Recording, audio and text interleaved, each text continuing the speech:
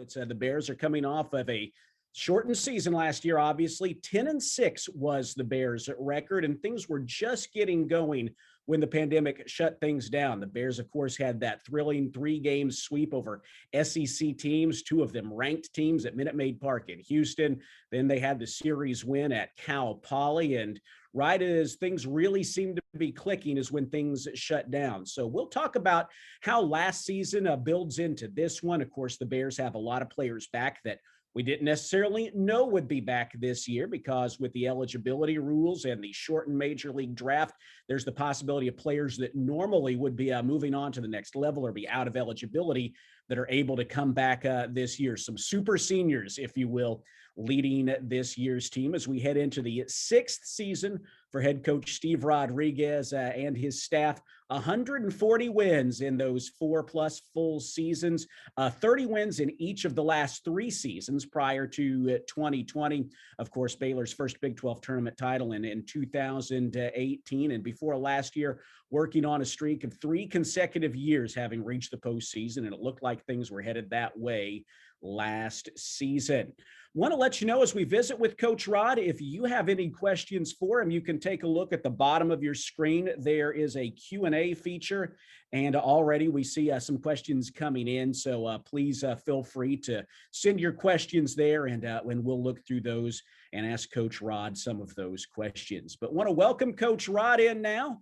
Appreciate everyone coming in to hear from him. And of course, appreciate your time, Coach, always being willing to share with everyone. And finally, we're talking baseball for real. We're not just talking hypotheticals. You know, it was only about a month ago. I know they were talking about what might the season look like, what might the Big 12 schedule look like.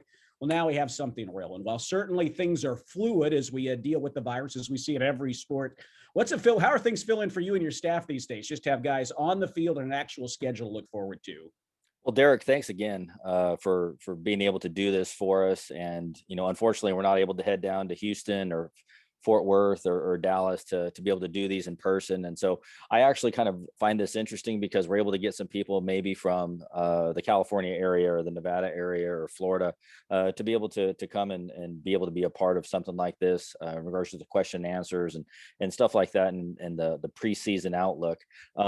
You know what? It's obviously different in regards to certain aspects. We got a little bit later start in the fall than we were typically used to, just because I think everybody was trying to get their feet wet with how things were going to happen. And so we wanted to make sure football got going, wanted to make sure basketball got going. And so I think everybody was kind of going with their kind of side eye going, trying to figure out, are we doing the right thing and how are we doing it?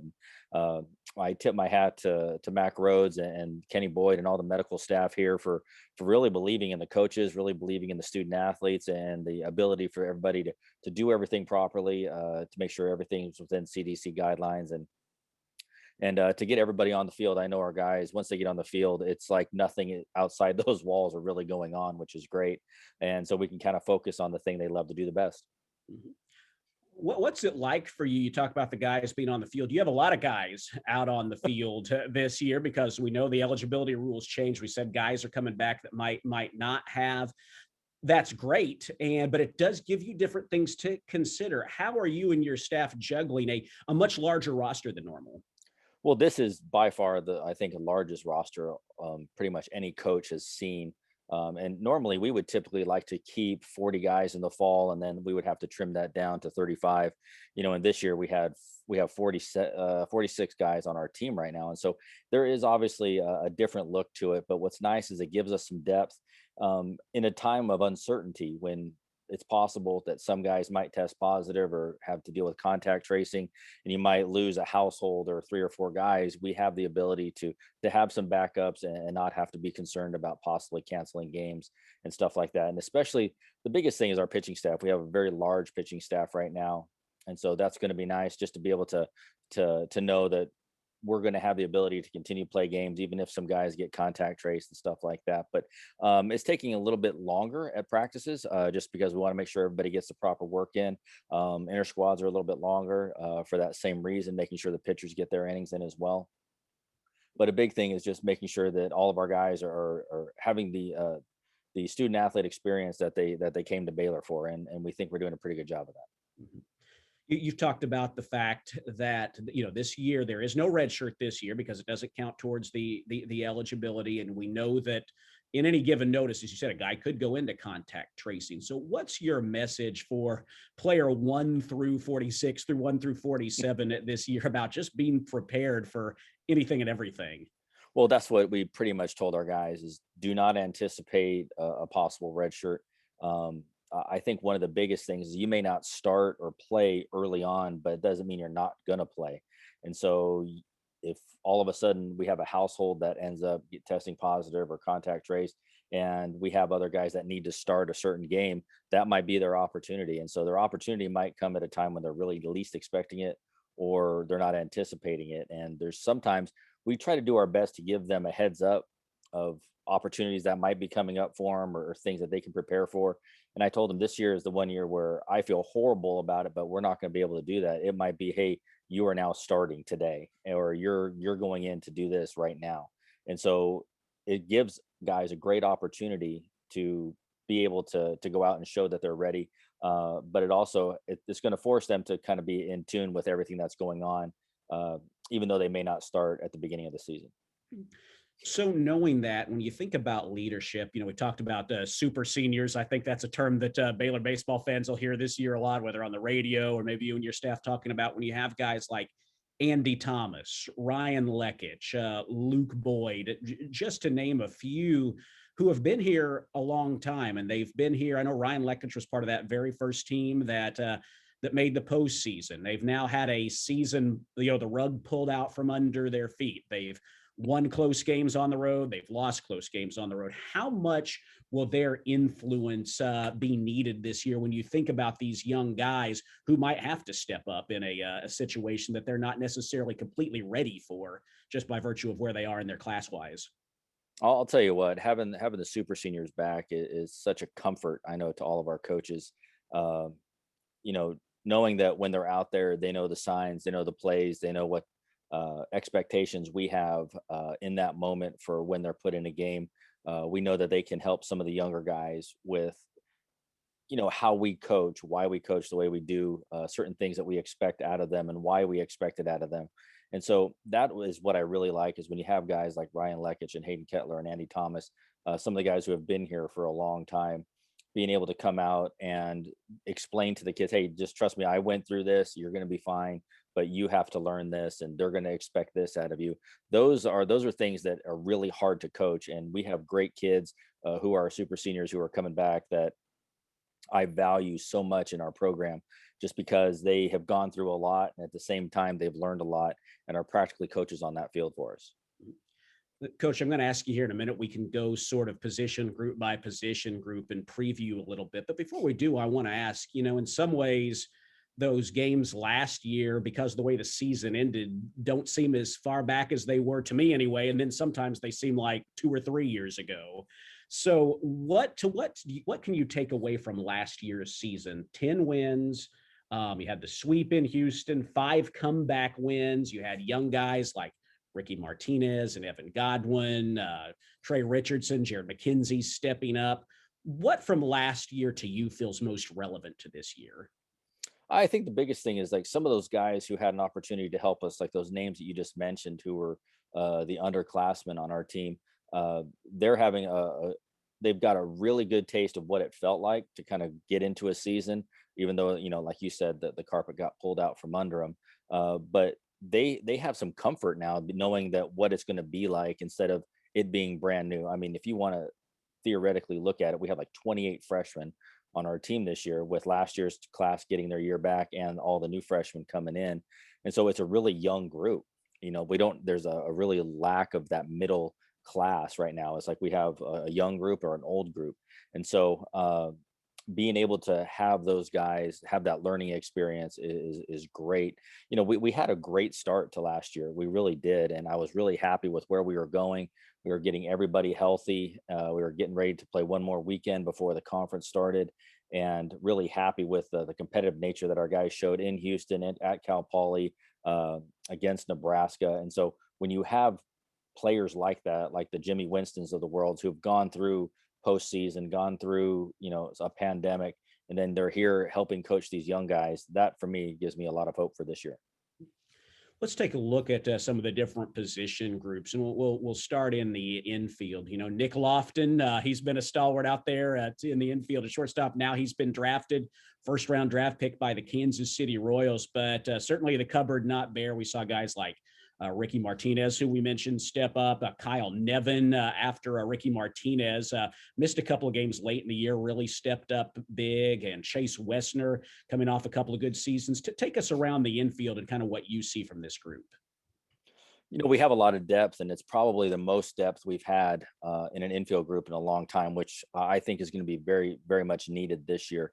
You know, from just the infield aspect, and the biggest thing I've told our guys is you might be a third baseman right now, but you could be playing short or you could be playing second at any point, just based off of possible testing issues. So all of our guys have had a lot of different time learning all the different plays, learning all the different techniques to all the different positions.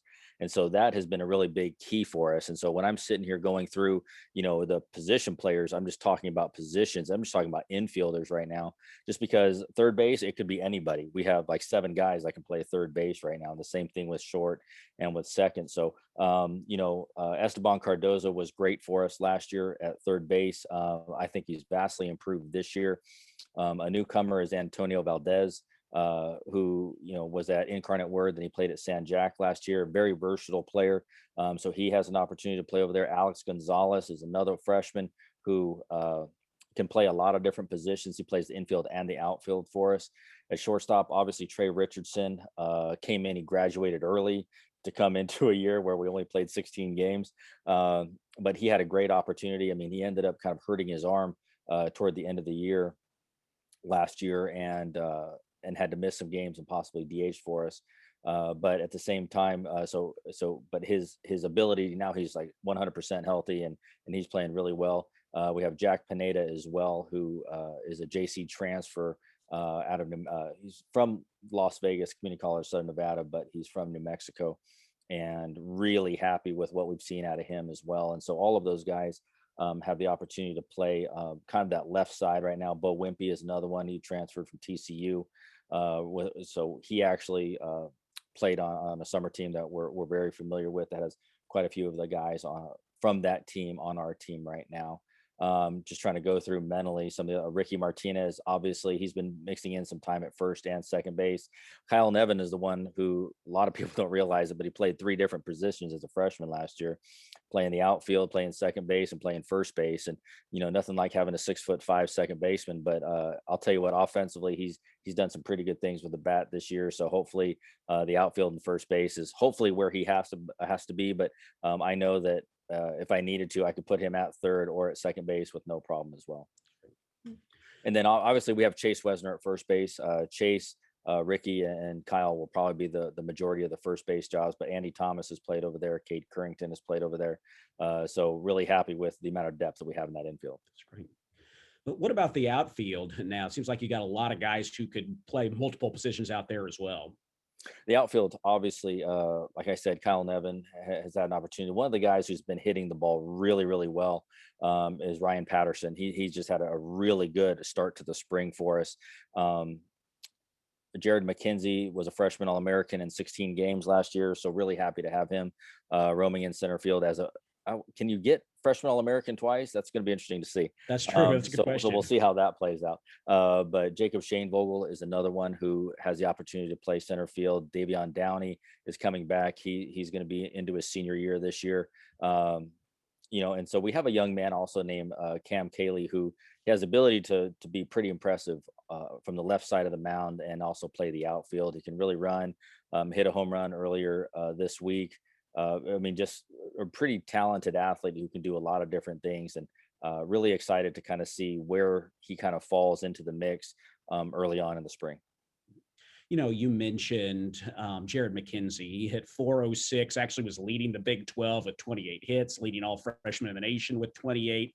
You mentioned another guy playing his first games at this level. You know, Esteban Cardozo came in. It seemed like he was making a highlight defensive play every just about every single game out there. And I'm curious, from the standpoint of expectations, you've talked a lot about to guys about you don't pay attention to numbers, or you don't pay attention to highlights. It's all about doing the little things, whether it's them or really whether it's anyone who had a taste of success last year for the first time. What's sort of your message to them about not trying to replicate? I know even from your own experience, not trying to necessarily replicate what you did, but on the field, but what you did to get those results.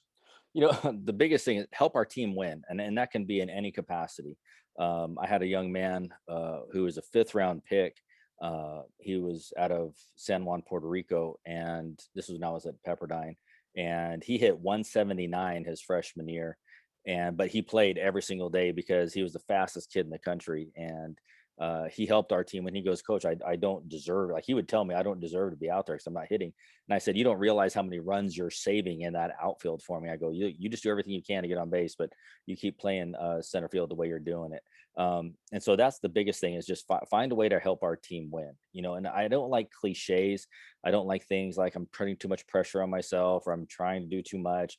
Like, I don't know what those mean. Either you're trying hard or you're not, and you're trying to help your team win, or you're not. Like, if I'm, 5'8" and I'm trying to hit 50 home runs a year, that's unrealistic. And so that's not putting too much pressure on myself. That's just making foolish assumptions that I'm trying to do things that I physically can't do.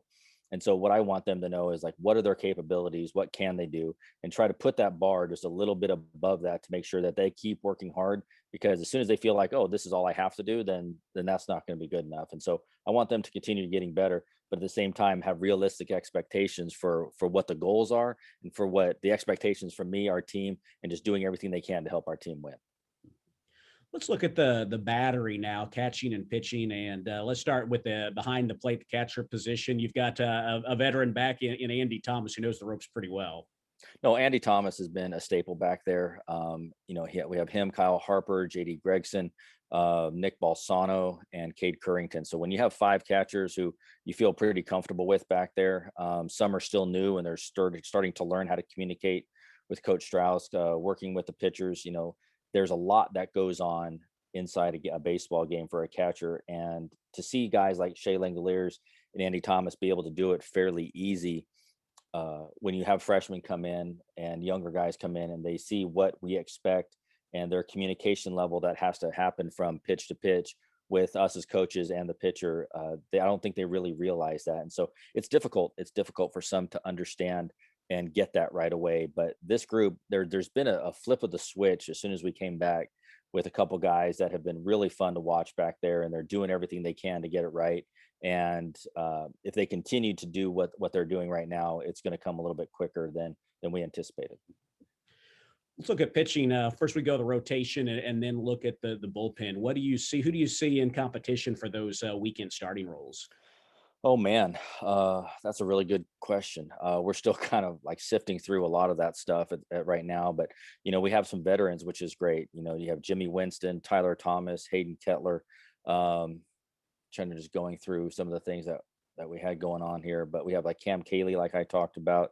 So I think a lot of those guys have the ability to get into the weekend role. We have some younger guys who've kind of stepped in as well, of late, and I'm really happy with the improvement of some of our guys.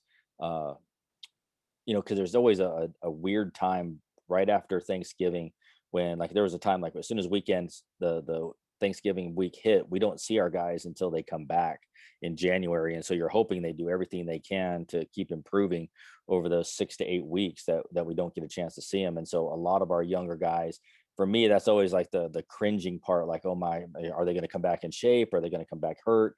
What's going to happen? And this is the first year I can actually say that I'm really happy with what every single guy has done, to be able to come out. I tell them, make my job hard, make it difficult, because if that's the case, then you've done everything you can, and now I just have to find the puzzle pieces and put them all in the right order. But if you come back hurt and you're not capable of doing something, you've made my job really easy, because now I know that you're not ready for that role and I have to find somebody else.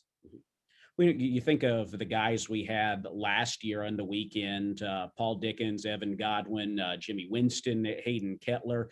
Paul Dickens has graduated and he's getting married. He's already married. My gosh, he's working and earning money yeah. now. How about that? Yeah, so he's doing good things, and leading worship at Antioch Church in Waco.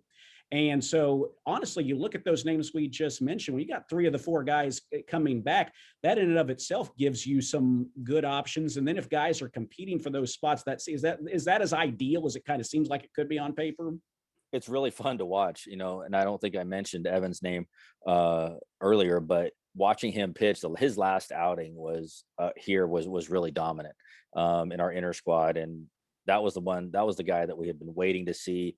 His command was really good, and it was actually really fun to watch. But when you start talking about some of these younger guys pushing these older guys for some of those roles, it makes those older guys make sure that their game is on point, that there it is refined. And that's what I really like to see. I love to see that competition, but knowing that those upperclassmen hopefully will step up, but those younger classmen are taking really big strides to earn their stripes on this team. Mhm. What about the bullpen? And boy, we got a lot of guys we could talk about in the bullpen, young and old, who are ready to step up. Really a core strength of the team throughout your time here. Absolutely. You have Luke Boyd, who might be one of the premier closers in the country, coming back. You have Ryan Lekich, Logan Freeman, who should anchor down the big part of that bullpen. And then you obviously have some of the younger guys who are going to be stepping in there that I'm really, really comfortable with. Hamilton Oliver and Zach Childers have really stepped up of late. Luke Thompson. I know I'm forgetting a couple just because there's quite a few of them. I'm trying to go through my head in the inner squads and of the late, but it's really fun to watch some of these young kids go out there, and they kind of hit some bumps, which is fine, and we know that and we anticipate that. But when those bumps become a little bit uh, further apart than always ending after ending, it gets our coaching staff really excited. It gets our team excited. Our hitters not so much, but I just know that when our pitchers are throwing strikes and they're able to command the zone, multiple pitches being able to be thrown for strikes, and they communicate well with our pitching coach, that makes our job really easy. Yeah, they've always felt good being able to turn over a lead to that group, and it looks like that'll be the case once again. So, thanks for kind of breaking that down. We'll look forward to seeing how that shapes out here, certainly over the next couple of weeks and as the season gets going. So, I have a question for you. So, Richard Cunningham always got teased for being old, being around a while. But looking at the way things have shaken out eligibility wise, you've got guys like Luke Boyd and Andy Thomas who are on the roster in 2017. They played with guys like Matt Menard, who are on the Mhm. roster in 2013. And if you get a guy this year who doesn't use up eligibility, plays four more seasons, you're talking about players who could be on the roster in 2026.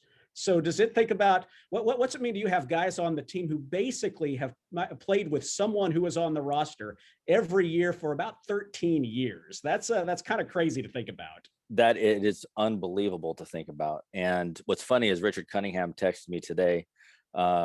It's my son's birthday today, and so he wanted to wish him a happy birthday. But it's interesting because he texted me, and I told him, I said, "Man, just think if you had one more year last year, and then the NCAA granted you another year. I mean, he'd be going for like his doctorate and any other degrees that he could possibly think of." But the NCAA, it's going to be interesting because they put us as coaches in an odd predicament with a lot of the uh, giving years back and allowing kids to go and to do some things, and then you're going to limit travel rosters and stuff like that. And so it's going to be really interesting to see how it all shakes out um, with everybody at the end. But it's kind of fun right now because I like hanging around our guys. I like being around them. I like the excitement that they bring and the energy that they talk about on a daily basis. And so when some of these older guys come back, they start getting into different phases of their life, from their goofiness as a freshman to talking about engagement toward the end of the time here. And when they start asking for opinions and what do I think about options to do, to how to get engaged, like for me, that's an exciting part of my job that a lot of people don't see in the job description. But helping these guys navigate those waters is pretty fun.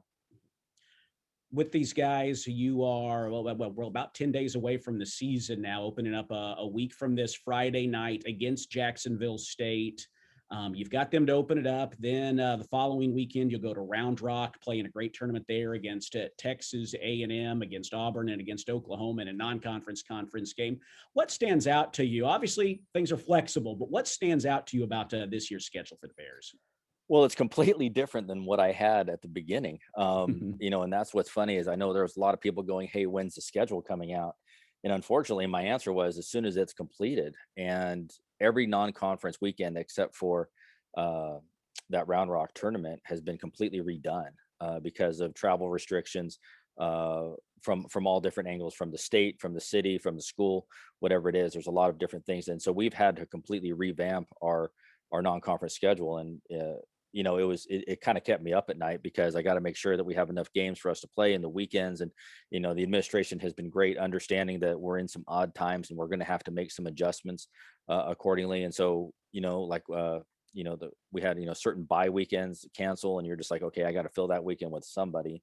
So you're just trying to figure out who, and who's able to get here at the same time. And so it's been an interesting development. And and I told some people earlier that we already had our first cancellation for next year, and so I'm already having to try to fill a weekend for next year. And so those are the things that are really kind of happening behind the scenes, that are kind of whatever hair I do have left, that's what's kind of helping that kind of fall out. But I like the fact that our administration is giving us a lot of leeway with certain things and helping us make sure we put games on that field for our guys to participate in.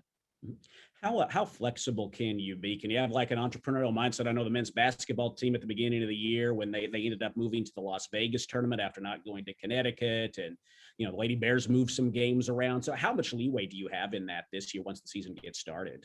The biggest thing is the testing that everybody has to kind of go through.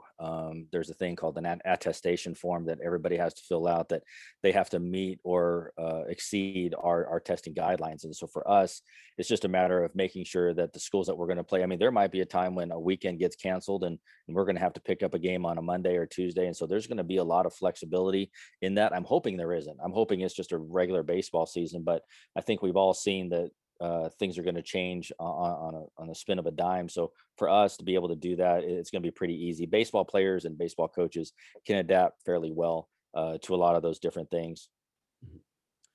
Here in just a minute, we are going to welcome in Cody Gogler from the Bear Foundation. I also want to let people know that we have a few questions. We're going to take a little break with Cody here from talking to Coach Rod about the baseball season. Then we're going to get to some of your questions. And if you would like, you can just go ahead and add your questions in the Q&A box down at the bottom of your screen. Just type it in, and we'll get to those in a minute. But I want to welcome in Cody Gogler because, Coach, I know he and his staff have done a great job throughout this year, and the Heart of the Order members and what they bring to the program are so appreciated in just helping provide that competitive advantage that adds to what makes Baylor and the Baylor baseball program so great. Good afternoon, everybody. Thank you, Derek. Thank you, Coach Rod, for letting me join the call today. I was getting ready to discuss Heart of the Order, and then I just kind of got lost and just listening to Coach talk about baseball. Being a baseball guy myself, I just can't tell you, when you're going through the day-to-day of the challenges that we've had as a department. We're in basketball season right now and getting ready to start some other spring seasons. It's just so refreshing to hear about baseball. I'm so excited for the program. I know that there's been a lot of work done dating back to the fall season and just getting ready with all the different challenges that we're going to be prepared for. I just can't tell you how pumped I am to be a part of the team here. And I like to take notes whenever I hear Coach speak. It's something that I like to do each time. And the one thing that I really enjoyed, from your part today, Coach, was how you incorporate into each individual person on your team about what it is to just find a way to help the team win. And I thought that was really unique. Baseball is a very unique sport where sometimes things can be individualized, but there's just so many things that go on behind the scenes that help a team, to win a ball game, win a series, win a championship. And so what I'd like to do is just real briefly talk to everyone about Heart of the Order. But before I do that, I just want to say thank you. I want to say thank you to everyone that is on this call. I see current Bear Foundation members, Heart of the Order members, season ticket holders, friends, colleagues, a lot of people that spent time out of their lunch schedule to come on the call today.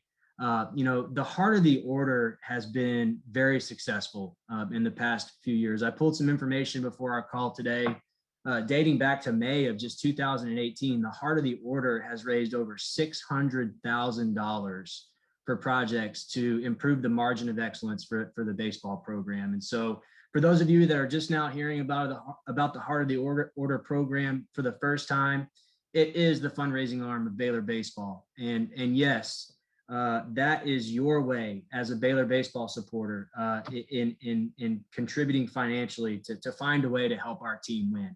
And it's done in so many different ways. And so just going back to the support that's been generated over the past few seasons, Coach Rod and his program have been able to build a state-of-the-art pitching lab. The Jack Ward pitching lab, have been able to completely renovate our locker room space for our student athletes. And as a former baseball student athlete, I can tell you, I don't really remember wins and losses and where we ended up and road trips. I remember time spent with my teammates, and those memories are usually in the locker room. And for those of you that haven't seen the locker room, it's incredible.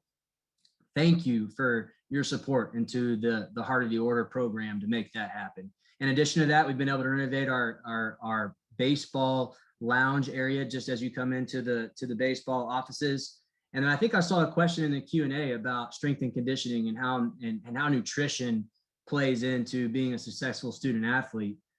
Again, we were able to incorporate a brand new nutrition lab into our baseball offices last season. And just to be able to go in as a student athlete when you're very busy, you've got schoolwork, you're coming across university parks, you're getting ready for practice, and to be able to have the resources available to focus on your nutrition definitely turns into wins.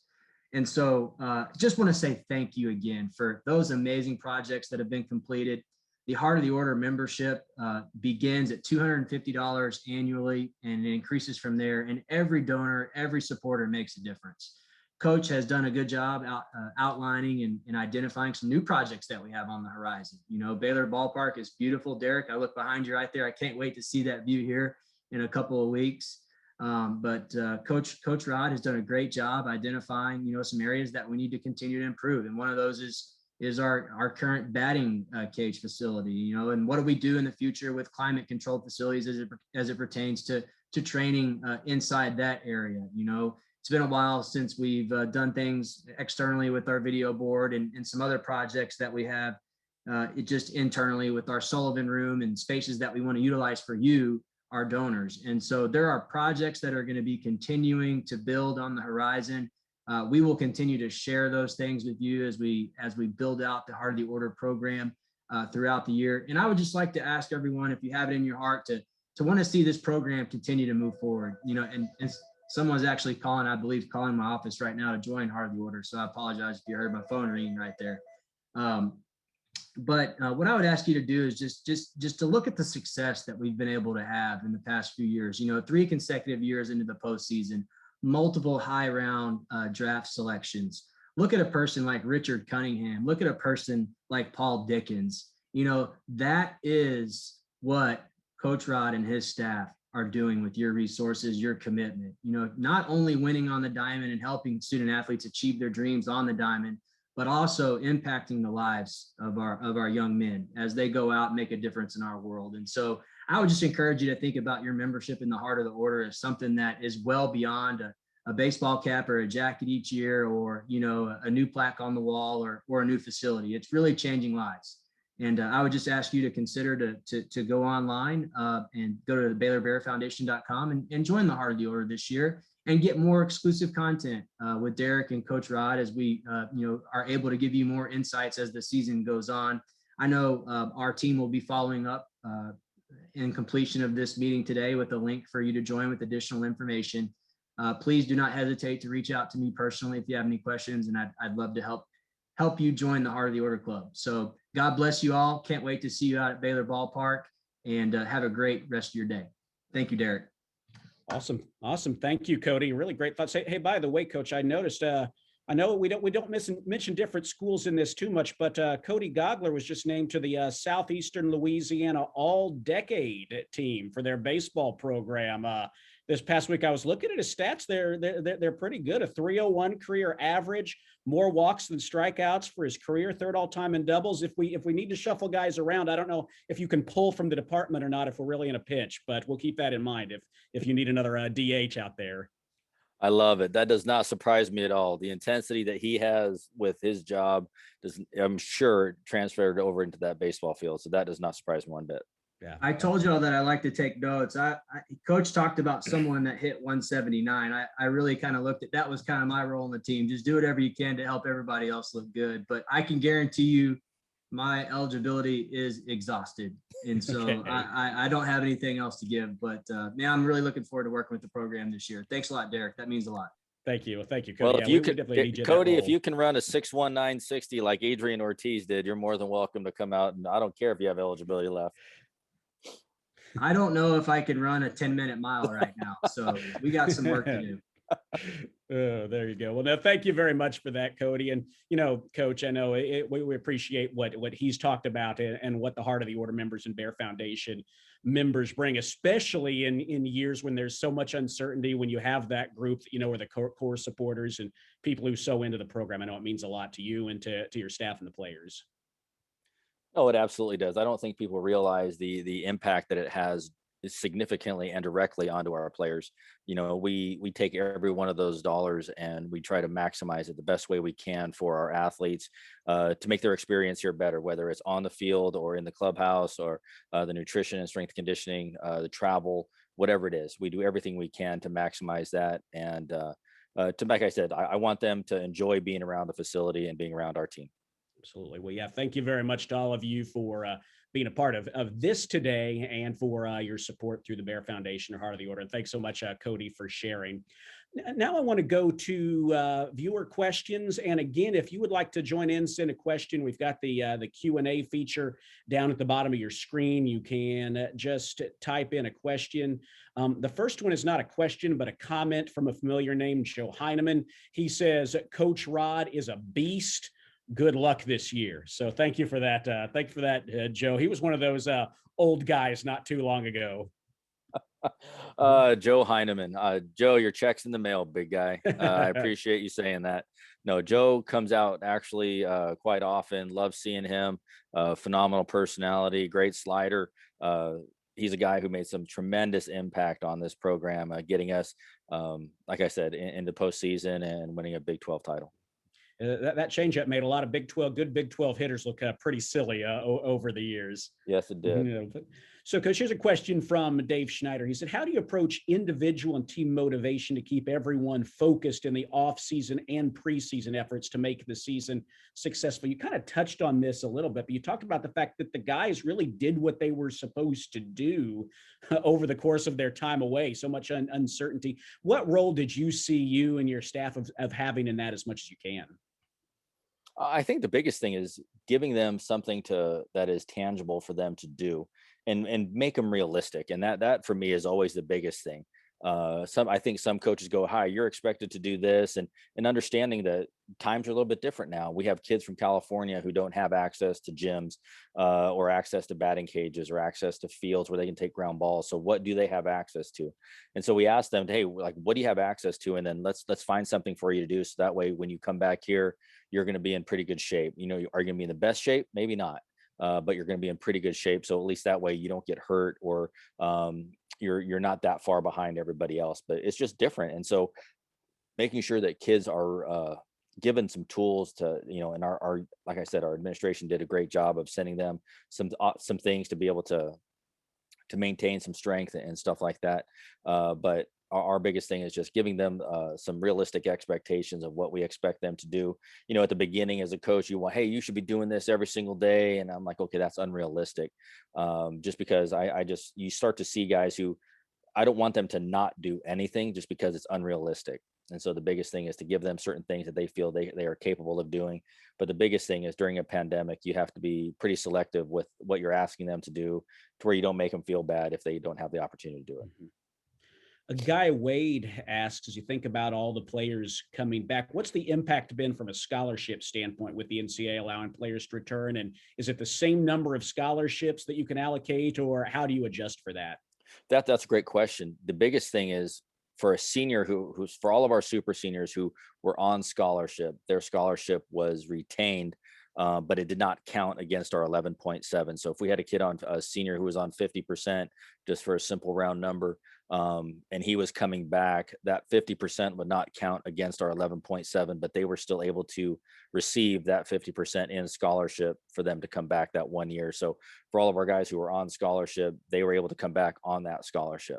And the only way that a portion of that scholarship would count against our 11.7 is if we gave them more than they originally were receiving. And so if we gave the kid another 25%, that 25% would count against our 11.7. That's great. That's great. So you can kind of go with the template that you had, and it doesn't count. Okay. Well, and I think a lot of credit goes to Mac Rhodes and the administration for funding that. That's the big thing, is like those funds had to come from someplace. And with all the spring sports that got canceled and those guys coming back, they offered that up to every spring sport athlete who wanted to come back. They were funding that, and a lot of schools, they said no, we're not doing that, but Baylor University did, and I'm proud to say that we're working here with people who have that mindset, which is pretty nice. Yeah, that's awesome. John Valade asks about recruiting. Obviously, recruiting looks a little bit different from 2020 for however long that goes. How has that changed your high school recruiting strategy, if at all, and what's that looked like? Well, I'm at home a lot. We're Mhm. in a dead period. We can't go and see guys. They can't come onto campus. We've been in a dead period since March 12th of last year, and so we have not been able to leave or do anything. And so that's when it becomes really unique. And so you really rely on some friends, some scouts, some people who have seen guys, some kids that we've seen in the past, some high school coaches, travel ball coaches that you really rely on for good information, not just trying to get their kids sent to a Power Five school. And so you're really relying on a lot of people, a lot of information, and we're making a lot of phone calls to do some background checks, because the quality of the kid is a really important part of it. Not if they can just hit or throw strikes, but making sure you're getting the right kids, especially to our school. Got a question about summer ball from John Hitt. Is summer ball camp a possibility for high school players? We're going into a quiet period starting April 15th. What happens, or after, I mean, the dead period ends April 15th. The assumption is we're going into a quiet period starting April 16th, and that is allegedly supposed to go until the end of June. The difference of a quiet period and a dead period is a quiet period. Kids can come onto campus. I'm still not allowed to leave campus as a coach, but kids can come onto campus. We can have camps. And at that point, it turns into a state, city, county, and school uh, rule in regards to if they are going to allow kids to come on campus, to be able to be seen, to be able to be talked to, and to be able to have a camp. And so we are eagerly hoping.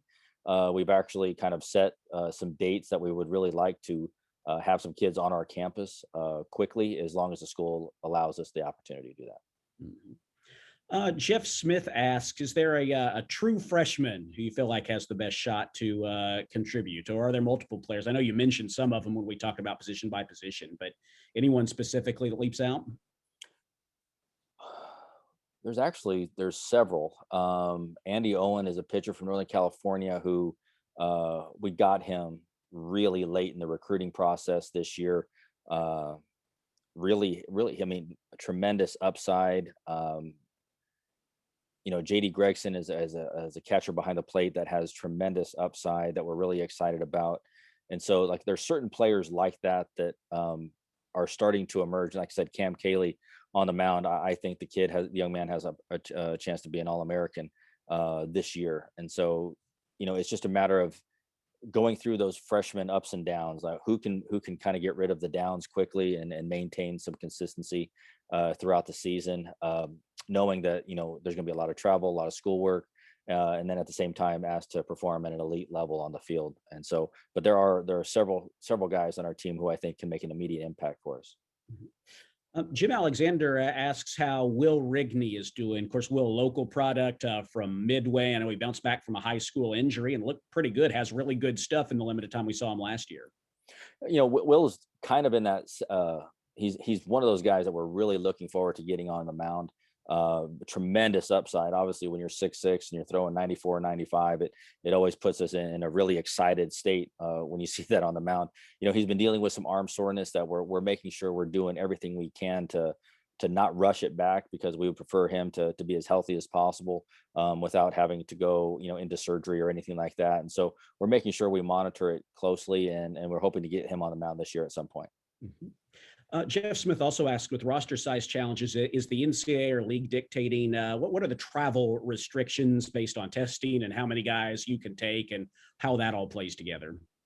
Right now, the university has given us a 35-man, which is our traditional roster size. We have 46 on our team right now, but they've given us the 35-man travel roster just for maintaining some buses. We're going to be taking multiple buses instead of one bus this year, and so there's going to be some cost effectiveness in regards to that. But for the most part, we're going to have a limited amount of managers that we can take, certain staff members and stuff like that. So the NCAA has pretty much said that, they're going to leave a lot of that up to the school, which they have done with a lot of this. But right now, the Big 12 is kind of leaning toward, we're going to have 30 for in conference, which we typically normally have for our regular conference. So that's not going to change. But the university is putting a 35-man travel party together for us for non-conference. That's great. Martha Heineman asks how tickets are going to work for home games, and actually pulled this up here. Baylor announced an attendance plan yesterday, Coach. 25% capacity like we've done for other sports. So that's 1,250 fans at Baylor Ballpark. So current season ticket holders and Heart of the Order members will be given first access to purchasing season tickets for the 2021 season. And then following that purchasing period for the season ticket holders and Heart of the Order members, season tickets that have not been claimed will be available for purchase by the general public after that. Season tickets will be offered as general admission seats. And there will be blocks that are available. So it's going to look a little bit different. But the big thing is this: if you're a Heart of the Order member or season ticket holder, you're going to have that first option to get season tickets and then kind of go from there. And Martha, and for anyone else, if you go to BaylorBears.com and click on baseball, that's the first story that's up there. So you can read that in its entirety and get it explained a little bit more. But that is one thing. It will be nice, Coach, to have fans out there at the ballpark, and hopefully some warmer weather here soon, and cheering on the Bears is going to feel good. And we've seen, I don't know what it's like at the ballpark, but we've seen at the Farrell Center and at McLean that, it doesn't take 10,000 people or 40,000 people, especially when you're used to quiet like we have been, to make an impact, for fans to make an impact. Well, Martha Heineman, I'm pretty sure if you just join Heart of the Order, you get as many tickets as you want at that point, right? For you and Joe to come on out. But yeah, you don't need that many fans to be loud, and I would just love the fact that it's going to be mostly Baylor fans at our stadium, and the more people we can kind of get, I believe it's 1,250 people is the max that we're going to be able to have at our stadium immediately until something changes. But yeah, I just know that the tickets are going to be going on sale here pretty soon. Mm-hmm. Well, that wraps up our Q&A session, coaches. As we wind down, any final thoughts for everyone as we head into the new season 10 days away? I'll tell you what, we're really excited. Our guys have been working hard. It's been a unique challenge that they've risen to the occasion on. I'm really happy about where we are as a program. I'm really happy with what our coaches have done. The amount of support that we've received from not only our Heart of the Order and our Booster Club, to help us with a lot of the technology that we have with our guys, helping them. We're able to get them better. Obviously, it's just different in regards to, wearing masks and having to be kind of separated a little bit. But at the same time, once you get on that field, everybody seems really happy, really joyful, and excited to be doing something normal. And I just know that I have high hopes for this team. I really do, just because of the energy that they put into it. And when you see some of the talent level, especially in this freshman class that's coming in, I think in the next couple of years are going to be pretty bright for Baylor baseball. Well, we're excited to see that. A lot of new faces, a lot of super seniors, and everyone in between. It should be fun. So again, that is this coming Friday night against Jacksonville State, 6:35. Not this coming, rather a week from this Friday night. Excuse me, a week from this Friday night, the 19th.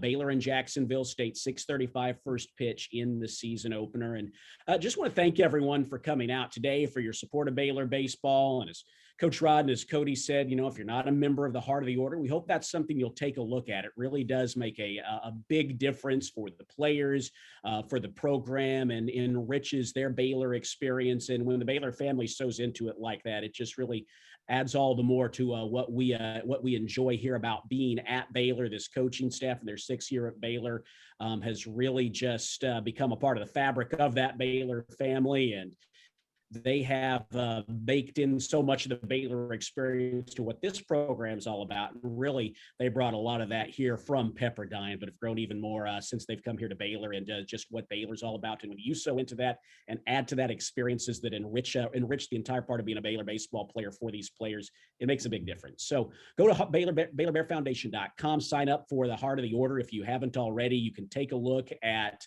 other events taking place. You will also receive a follow-up email after the event concludes, and giving you more information about the Heart of the Order. So we hope you'll take a look at that. You can email if you have questions. You can call the Bear Foundation if you have questions, or you can go online and get info. BaylorBearFoundation.com. So thanks so much to all of you for joining in today. Thanks for coming out and supporting Baylor baseball. We hope to see you at Baylor Ballpark. And Coach, as always, we appreciate it. Thanks so much, and looking forward to seeing you the guys out there. Thank you, Derek. I greatly appreciate everything you guys are doing.